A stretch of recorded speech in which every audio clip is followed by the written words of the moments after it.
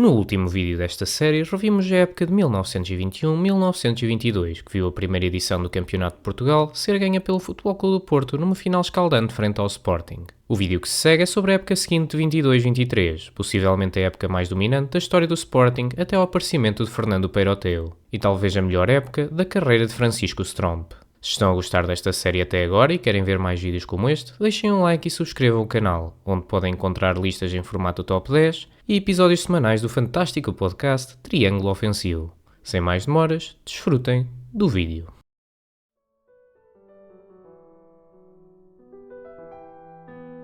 Apesar de deixar algo a desejar no plano do cavalheirismo e bem-estar entre regiões, pode-se dizer que a primeira edição do Campeonato de Portugal na época anterior de 21-22 foi um sucesso indiscutível, com o interesse pelo desporto no país a atingir níveis nunca antes conhecidos. Esta temporada iria assinalar a introdução de mais dois campeonatos regionais, o Campeonato de Braga, vencido pela primeira vez pelo então jovem clube Sporting Clube de Braga, e o Campeonato de Coimbra, vencido pela já experiente Associação Académica de Coimbra. Na Madeira voltava a vencer o Marítimo, e o Algarve viu sagrar de um novo campeão regional, o Lusitano de Vila Real de Santo António. Finalmente em Lisboa, o Sporting sagrava-se bicampeão. Os Leões, não obstante a dolorosa derrota na primeira edição do Campeonato de Portugal, continuavam a ser considerados a equipa em melhor fase na capital, concedendo apenas 2 empates em toda a temporada. Este sim era um super Sporting. O belenenses ainda assim levou os verde e brancos ao limite, ficando apenas a 1 ponto dos campeões, enquanto que o Benfica viveu uma época para esquecer, caindo para um distante terceiro lugar no Campeonato de Lisboa. A meio da época foi organizado o segundo embate da Seleção Nacional, novamente com a Espanha. Apesar de jogar em Lisboa, a Seleção das Esquinas não conseguiu impedir o mesmo desfecho do jogo em Madrid no ano anterior, e mesmo começando a ganhar, acabou por sofrer 2 golos na segunda parte, que iriam virar a partida a favor dos espanhóis.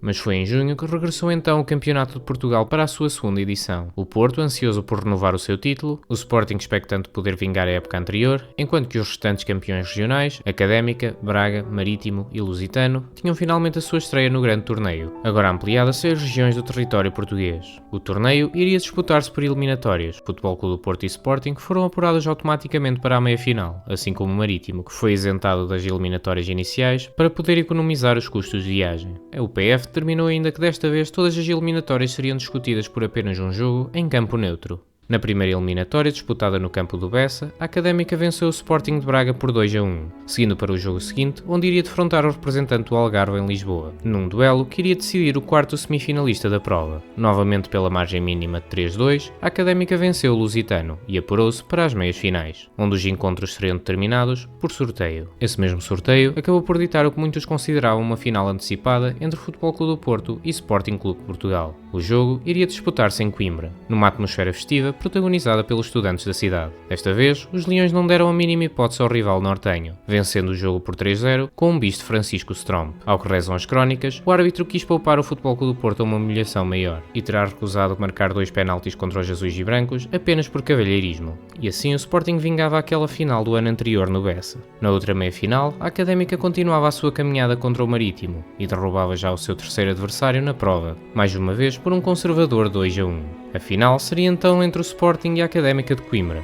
Após uma deslocação difícil para ambos os clubes até ao Algarve, os finalistas encontraram-se para decidir o segundo campeão de Portugal. De forma algo previsível, a equipa do Sporting venceu os estudantes por 3-0, numa partida desnivelada a favor dos verde e brancos, que estavam absolutamente imparáveis. Em contraste com o ano anterior, o pós-jogo foi relativamente pacífico e desportivo, com os jogadores e comitivas de ambos os clubes a juntarem-se em convívio num jantar que durou pela noite dentro. A equipa do Sporting via finalmente o coroar máximo de vários anos de esforço e melhoria contínua, tendo ultrapassado os rivais, tanto regionais como nacionais, e sagrando-se agora de forma indiscutível como campeão português.